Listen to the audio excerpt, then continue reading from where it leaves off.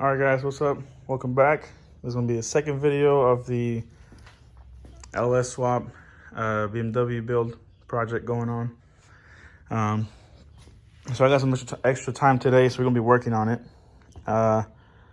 So to get my trans onto my motor, right? So I can put my trans on the motor and then get my motor into the car with the LSE90 mounts. I needed a new slave cylinder because my last one broke. I was trying to put the adapter on it because you need an adapter here and an adapter here for AN lines. For your one, this will be your bleeder and the other one will be your feed. So they come with stock. They come with this little quick connect thingy, which obviously this is not stock and you need AN lines if you're doing any aftermarket setup. So you have to get this out, right? And it's got a little roll pin, you see right there. And I was almost out, but I guess I might have been using too much of a, like, I had a punch and I guess it might have been too fat where it was kind of also hitting this part and it broke it off. Either that or this thing's just really cheaply made, but it broke. I was so mad about that because it put me back a whole week until I got this one. But so last night I got to work on it. I got it in. I pushed out the little roll pin out. I got the other piece out and I stuck this one in. This is a 4AN adapter. It sticks in there. You put back your roll pin in, it won't come out. And then that's 4AN. And this is my 4AN line. This will go to my BMW pedal, to my master slave cylinder on the pedal. This is 4AN. Which it's kind of short. This is 3 feet. For some reason I thought it would be longer, and in person 3 feet doesn't seem that long. So this has to reach from here in the transmission all the way up into my pedal basically. This one is just a 3AN adapter. But anyway, so that's what I was waiting on to get the motor and trans mounted on. So this is just a stock Colorado slave cylinder. And then my transmission is just a stock truck it's just a stock Colorado trans. It's a AR5.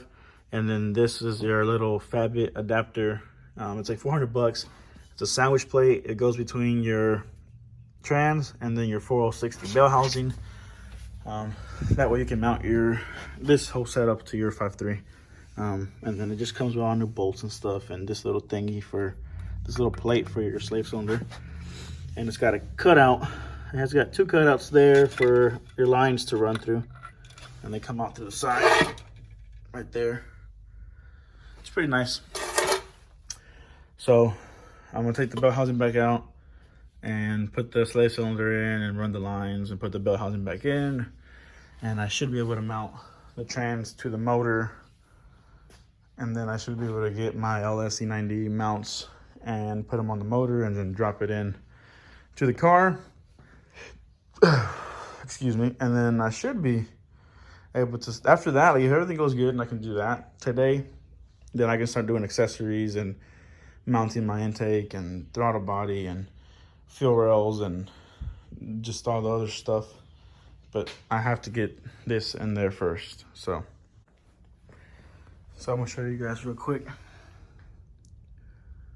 the piece right here. You can see right there, it's kind of hard to pick it up, but it says Fabit or Fabot.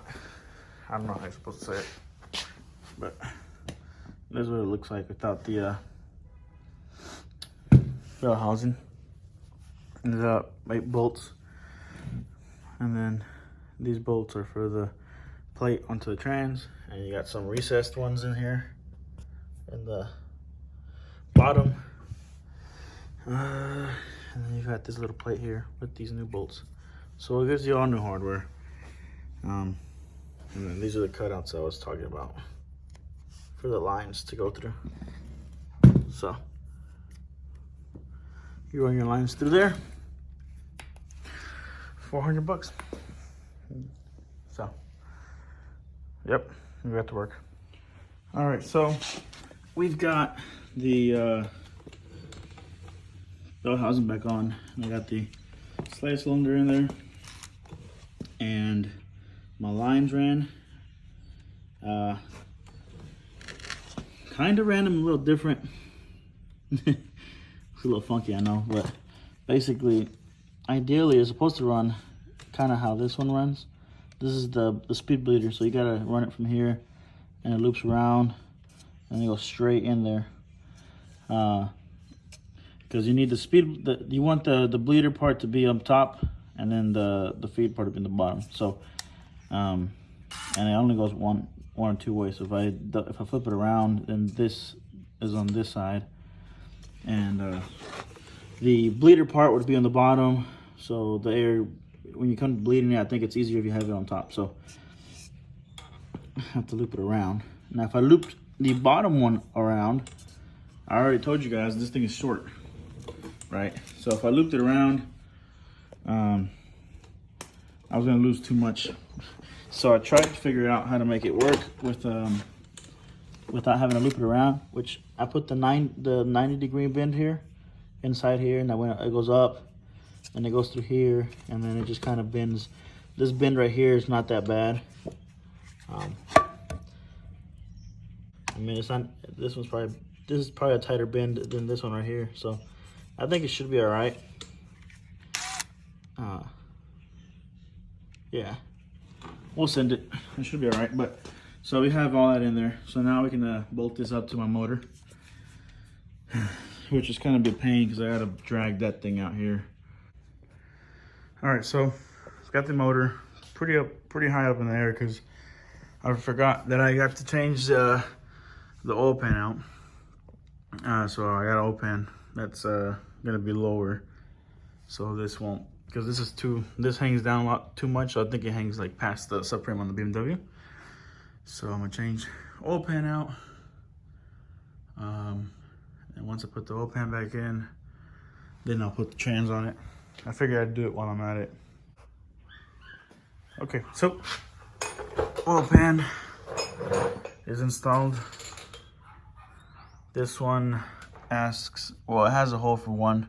I had an extra bolt because my block doesn't have an actual, like, the threads for it. So I was trying to put it in, it was just spinning. I was like, what the hell? And it's got nothing in there. So other than that, everything else fit right. Put this little block off plate here. Then I'll get a oil filter for this, and then this little piece is, I gotta tighten it. So you put this on, you put that little thing on. It comes with a drain bolt, and all new bolts and a gasket. Other than this one, everything else, you know, works, looks good. So pretty excited. So now let's get this trans on it, and we should be good to make some progress. Alrighty, so this is where we're at right now. You got the motor, trans, all bolted up together. Oil pan, so everything's good. Alright guys, so it's all going good. Got the motor, trans. Oh yeah, so almost there. A little bit more work, and we should have this thing in there. Let me flip the camera out, show you some details. All right, so I got the mounts on. I left them loose where I can still slide them. So forward and backwards. I don't know where I'm gonna have it yet. And then I took the shifter off of the transmission, so I can go in there nice. And so yeah, I don't even know if this thing has trans fluid or not. Just how I bought it, how I'm installing it, but it should have fluid in it. If not, I'll check before I go for a drive. So my mount was loose earlier, and it's on there now. So we're good in there. So as you can see right there, boom. All I gotta do is sit it right here. I don't have the nut for both of them, so I'll have to go and find some. All right, guys, what's up? Welcome back. Omar's lazy ass over here, not doing nothing. like always. For gas? So where to start? Motor's in. I don't know where we left off last time, but the motor's in. I've got the nuts for the top of that stock BMW mount. I ended up finding them, so boom, right there, and then I got that nut in there. I just dropped the socket. So that's in, and then I took off my truck balancer and truck spacing water pump. I, as in Omar, whatever. And then so this is my F-body water pump. So it's a little different, as you can see. And then if you look at this one, I took off the thermostat off of the water pump from the truck. Hopefully it works. So this is my new F-body harmonic balancer. So like I said, we're going with all F-body spacing. So there's that, and then I got a bolt for it. I got a new bolt for it. And then this is a tensioner, because it changes from, this is F-body tensioner, and then this is truck tensioner. So as you can see, 2 bolts, 3 bolts. Not gonna work. So I'll put this on to the water pump, something like that, I believe, or I might be wrong. No, like this. There you go. Should go like that, I hope. So you put that on and that on. You put your new bolt in, and then the kit, the LSC 90 kit, the swap kit, comes with your motor mounts, and then it comes with your trans mount, and then it comes with your accessory brackets, and these will be according to whatever spacing you put in. So like I said, we're going with F-body spacing, so all of this is F-body spacing already set up. So all of this is going to go on this side, hold on to your stock BMW power steering pump and your alternator. And this is a idler pulley that they send with the kit. So this is included by them. So, and all of the bolts and what do you call them? Spacers and everything's here. So we got spacers, bolts.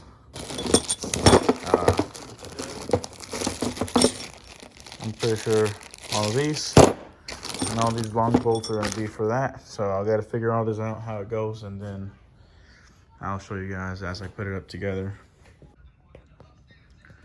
Alrighty then, so we have harmonic balancer, water pump, tensioner, idler pulley, and the brackets that come with the kit.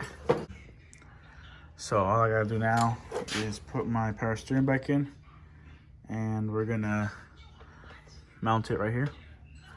And he also gives you spacers and the bolts for that. And you plug, I mean, this is the stock BMW stuff, so this would just plug up back where you originally had it into your BMW. And so the power steering part doesn't get really messed with.